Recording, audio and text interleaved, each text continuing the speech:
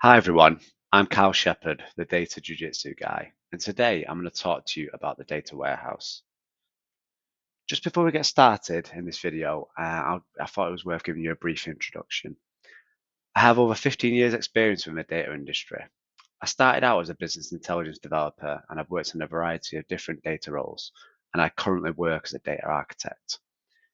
This video is part one of a four-part series where I discuss the journey the data industry has been on over the last 20 years. This series is aimed at anyone with an interest in data, and I will aim to keep it as simple as possible so that everyone can understand. As most of you are probably aware, data is becoming an increasingly essential topic for everyone to understand and is no longer just for data professionals.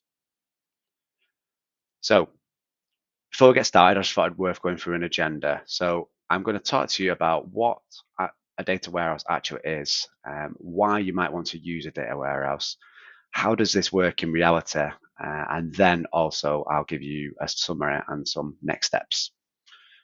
So, first of all, what is a data warehouse?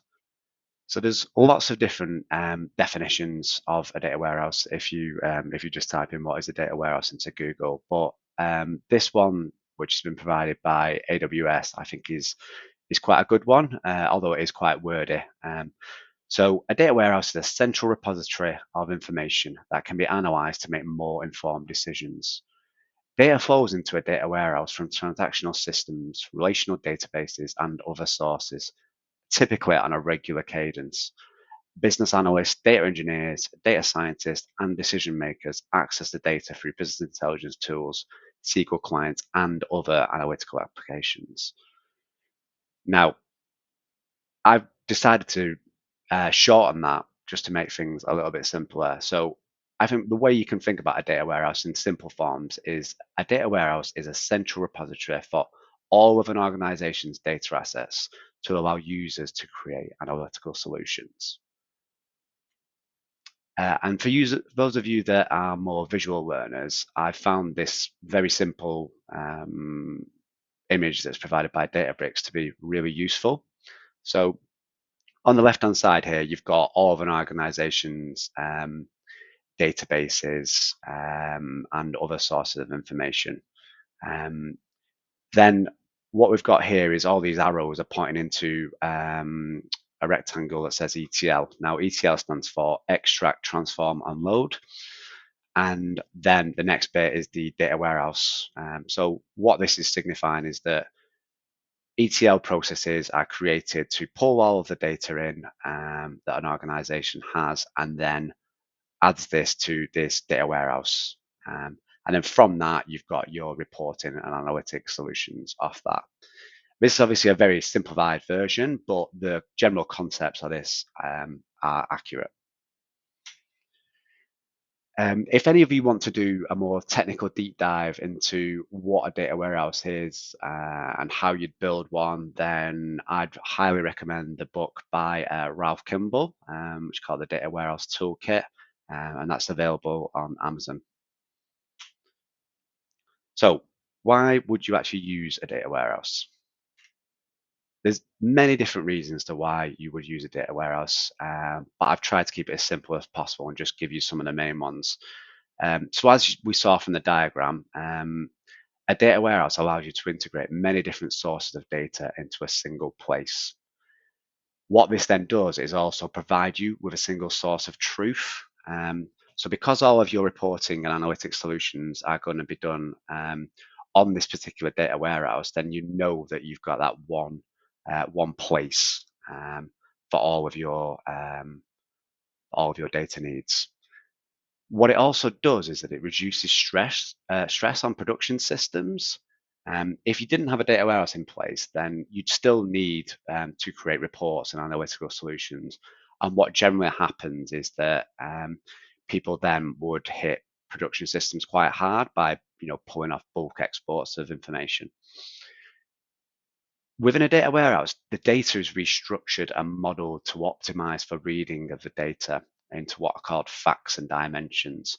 Now, I'm not going to go into too much detail on this, but what that does mean is that reports and analytical solutions from a data warehouse are much faster than what they would be if you were creating them direct off production systems. What it also does is it makes it much easier to create business intelligence solutions which helps drive better business decisions. Within a data warehouse, you can also store large amounts of historical data. What tends to happen with production systems is that they might purge some of the data after a period of time. So you quite often would see like transactional systems may only contain data for the last 3 years, 3, 5 years, something like that. Whereas with a data warehouse, you can just store, providing you've got the storage available, you can store as much as you want. And this last one, I've put it in bold because I think this is really important to highlight, is that this approach has been around since the 1980s and it is still used extensively today.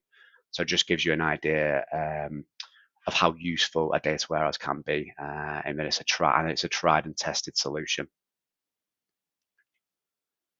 So I'm not going to go into too much detail here, but what I'm displaying here is an OLTP schema, which stands for Online Transactional Processing Schema. And that's typically what a source system database will look like. They'll have lots of different tables with lots of different relationships. And in a data warehouse, this it uses something called a star schema, which I mentioned briefly earlier, which is facts and dimensions. And as you can see, this tends to be a lot easier to read, and quite often non-data people can read this type of thing as well. And this is why it performs much better as well. So in reality, how does this actually work? So I've put our diagram on there again, just because I think it's useful to follow through with that diagram whilst I go through this. So a business, decides that they want to invest in a data warehouse to help them make better decisions and to create new reporting solutions. A business intelligence developer or data engineer will typically work with a business to design the data warehouse and decide what data and reporting is required. Quite often, this can be done on like a use case basis. You might decide that you've got a particular need for billing reporting. So that might be the first thing that you focus on in terms of bringing into the data warehouse.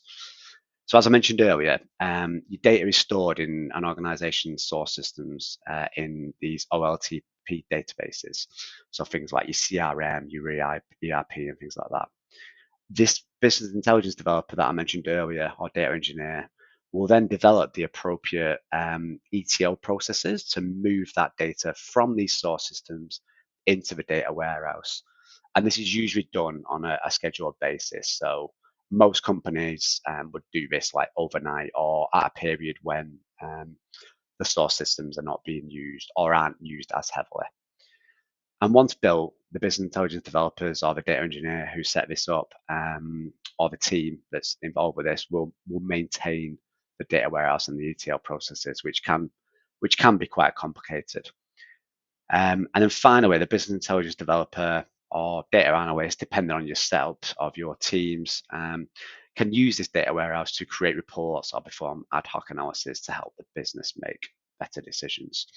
I've deliberately made this quite simple, but again, the general concepts remain the same, even if an organization doesn't follow this process exactly. So I thought, in order to bring this to life, I thought it'd be worth giving you an example of how this might work in reality with a particular company. And I've chosen an airline company because I think most people will understand that. So first of all, we've got the decision.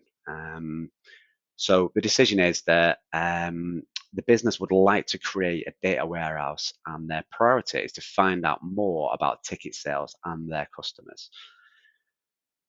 The next step is the development, and this is where the business intelligence developers will create the data warehouse and the various ETL processes to combine the data from the CRM and ticket sales systems. So like I mentioned earlier, you quite often would focus on a particular use case to begin with. And the next step will be the reporting side of things. And then a report is created using the data warehouse to show ticket sales by customer type. And then the next step is the insight you gather from that. So upon analyzing the data, you notice that sales to families have gone down significantly over the last 12 months. And then finally, your action. What you could do is then a list of customers with the type of families that are no longer purchasing tickets, and a special offer can be sent to these particular customers to try and entice them back. So I hope that makes sense. Just to give you a very small example of where a data warehouse can be useful in like a single, analytics solution. Um, so to summarize, data warehouses are an amazing tool, and businesses have been using them to make better decisions for a long time. Although the data landscape has changed over the last 20 years, many of the data warehousing principles and modeling techniques are still being used today. And some of the examples I talked through with you earlier, those are still that they would have still been valid in the 90s as they are today. Part two in this series, we're going to cover data lakes, which is an additional tool that is often used in conjunction with a data warehouse. Thank you all for listening. I hope you enjoyed this video. If you did enjoy it, then please like and subscribe to my channel. And if you've got any questions or comments, then please feel free to add them to the video as well. Thank you very much.